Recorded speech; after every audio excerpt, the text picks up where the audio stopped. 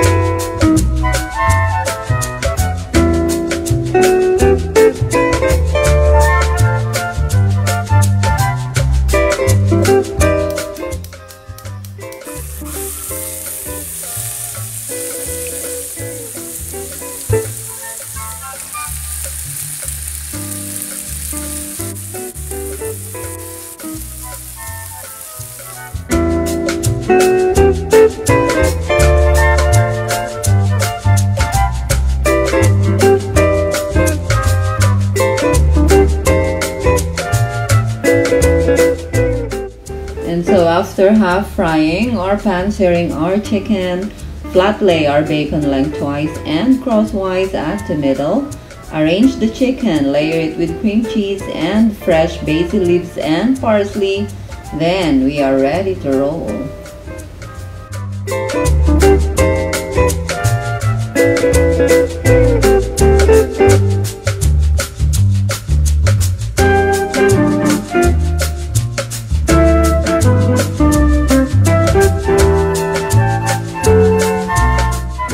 Let's pour in a good amount of extra virgin olive oil and arrange in our veggies for our side dish.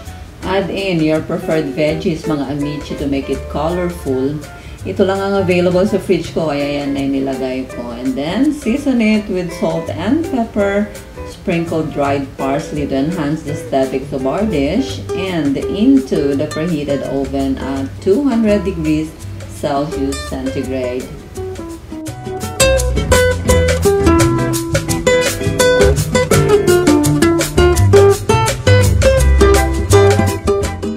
After 20 minutes, take it out from the oven, drizzle in honey, and back into the oven until it becomes glazy brown in color.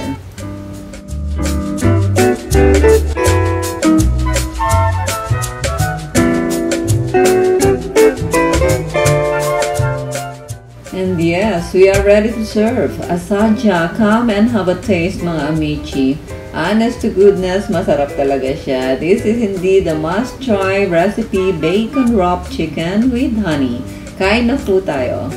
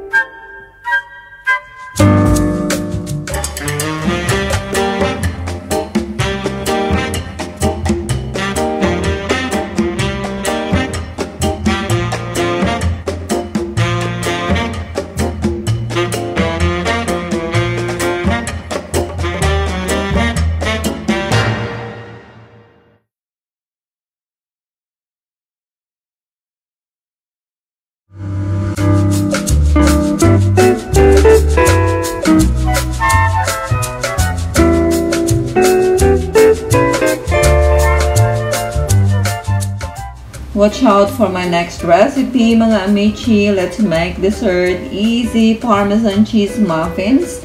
Please subscribe and press the bell icon. Hit all to get notified of my upcoming and previous videos. Till next time, ciao ciao!